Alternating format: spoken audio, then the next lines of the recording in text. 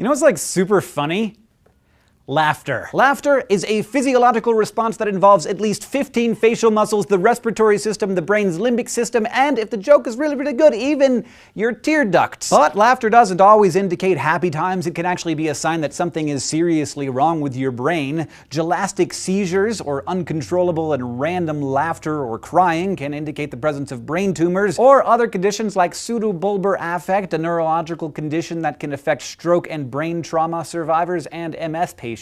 These conditions are sometimes called emotional incontinence because the sufferer can't control the outbursts, which often have no root in how they're feeling. And how we feel, especially in groups, seems to be what laughing is all about. Some laugh researchers, and yes, they are things known as gelotologists, think that much of our laughter is rooted in strengthening social bonds. We're much more likely to laugh in a group than we are alone, and we tend to laugh more easily around friends and family. That shared experience brings us closer, makes us feel part of a group.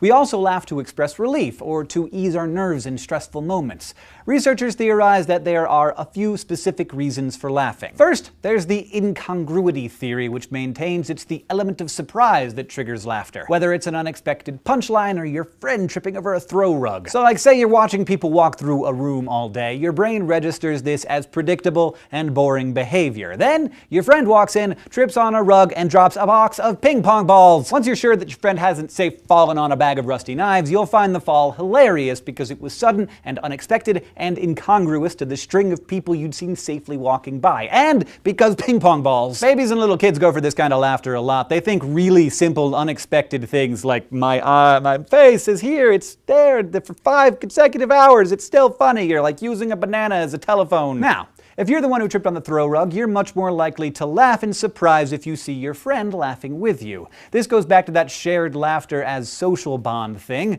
You're probably feeling pretty embarrassed and tense, but are also relieved that you aren't hurt. That's where the relief theory comes in. Laughing is like a mental mini break. Your brain is constantly working, taking in all sorts of information and ordering around the body. Sometimes it just needs a happy surprise. This is particularly handy in stressful moments. The whole Hollywood wisecrack in the middle of a suspenseful scene phenomenon is predicated on this idea. When Han Solo is in mortal danger, he cracks a joke to lighten the mood. He needs it, Chewie needs it, the audience at the edge of their seats need it. Humor helps us cope with stressful situations. It sort of recharges our brains to face the task at hand. Scientists call this releasing cognitive energy. The rest of us call it comic relief. But now back to you tripping on that throw rug. If everyone in the room is laughing at you and none of them are your friends, they may be proving the superiority theory of laughter. It means that they're laughing at your misfortune and probably means that they're kind of a bunch of jerk faces.